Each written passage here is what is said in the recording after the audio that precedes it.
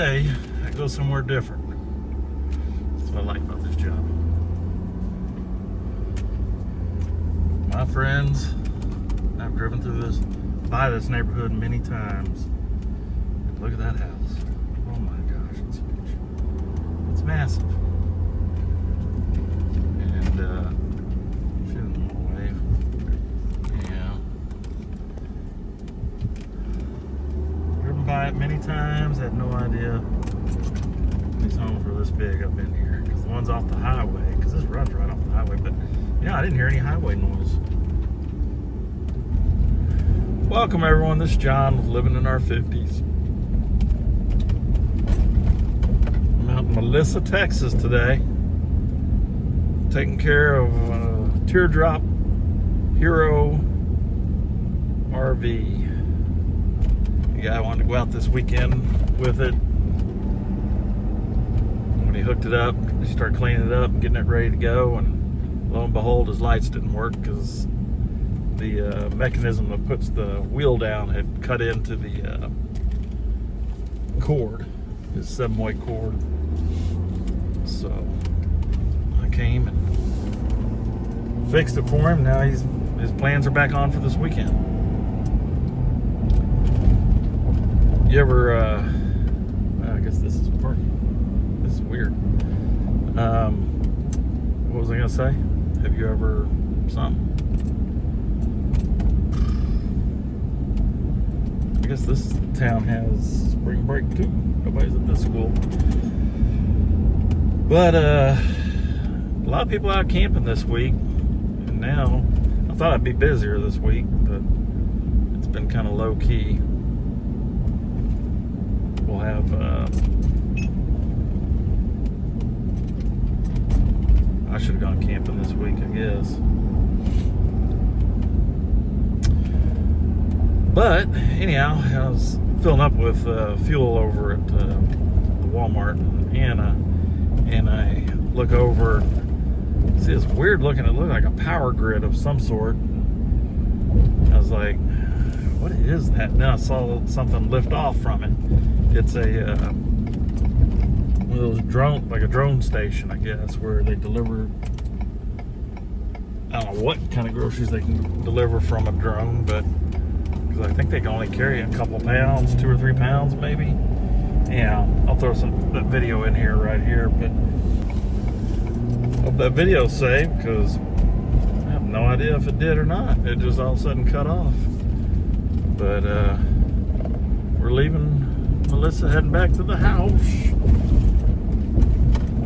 Got my one job in for today. I go home, change clothes, head up to the gym, get a workout in. Alrighty, just got through at the gym. You know, right now, I didn't even know the pool was heated. But the pilot light has been out for a couple weeks now, and it's nice and cold. So I'll go from the hot tub over to the pool, back to the hot tub, back to the pool. My knees were hurting prior to that. I hurt one yesterday when I was running. Anyhow, right now, no pain. That hot, cold, you know, I forgot to ice it yesterday when I got home because I had other stuff to do. But anyhow, all that to say, I had a good workout. It was a light workout, but it was a good one. And been listening to this book. You know, I talked a little bit about it the other day.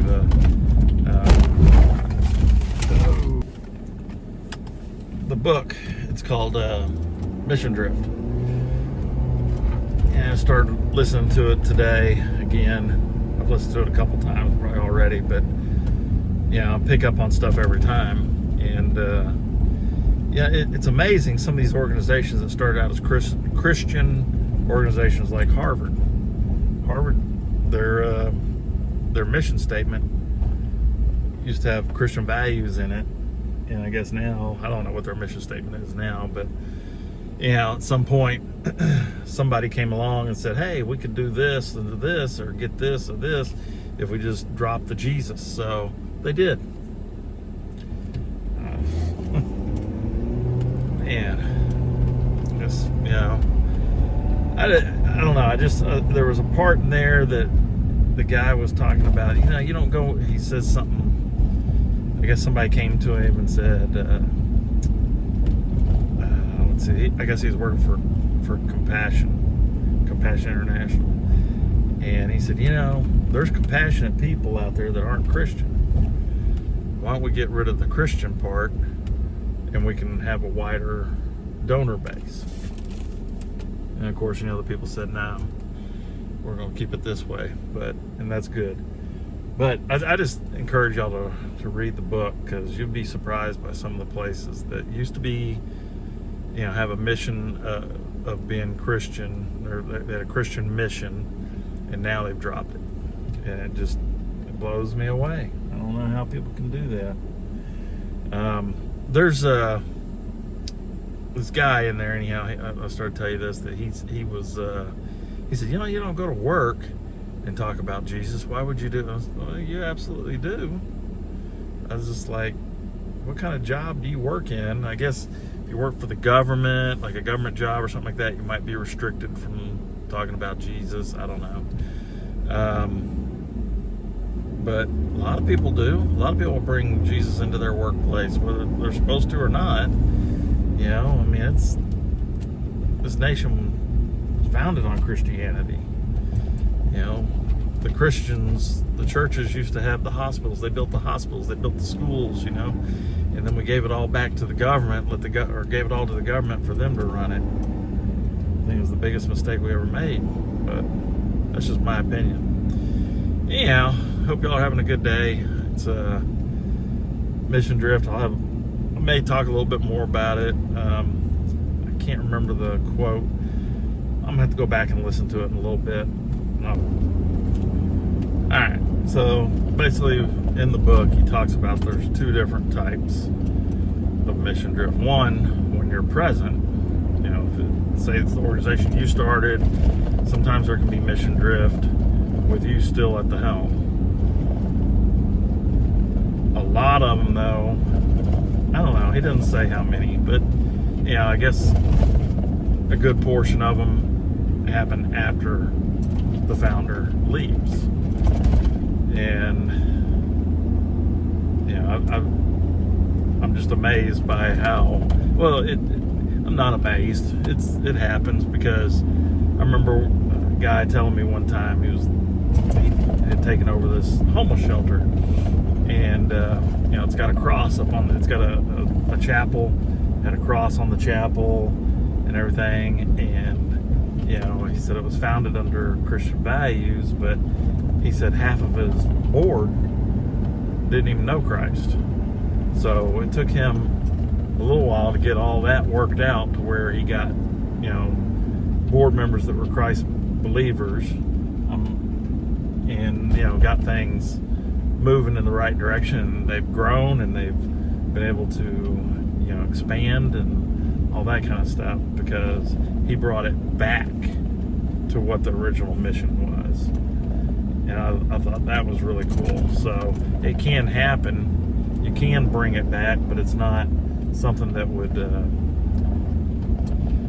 necessarily happen had this person not, looked into what the mission was and how it was founded. So, I thought that was kind of interesting that he says, there's basically two types of mission drift, and one's with the leader still there, and the other one's with the leader gone.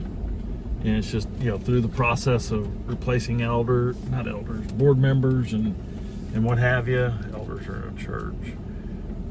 Board members and what have you, then it would definitely be, overlooked. Something that could be overlooked, and, you bring in somebody that's not of the same values. So, for instance, if I were to,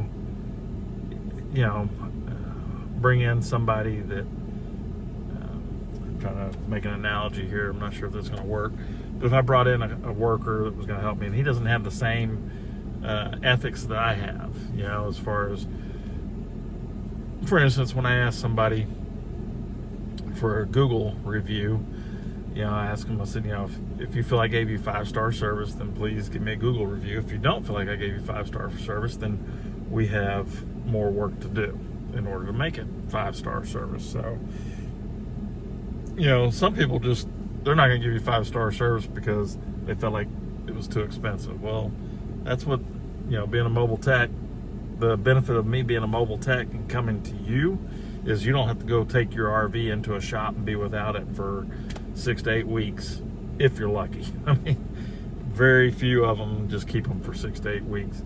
There's a couple collision repair places that it might take 6 to 8 weeks, but they've got it in the bay working on it the whole time. I've talked to one of them around here that is like that, and then there's another one out in East Texas. I follow their Facebook page, and they don't have you bring your RV onto their lot until they have a bay ready for you so they can get to work on it. But you know, if I had somebody working for me that didn't have the same values that I did, they wouldn't care about the 5-star review. I do. I want the 5-star review because that's really how you get more views through the Google. And yeah, that's all I got. I think this is a worthy, well-written book. You'd enjoy it. I can't remember the author's name now, but I'll put a screenshot of it up in here. But it's called Mission Drift, and read it. It's a good book if you're wondering about how do organizations start one way and end up over here. You know, completely opposite. They start over here, end up over here. Completely different mission.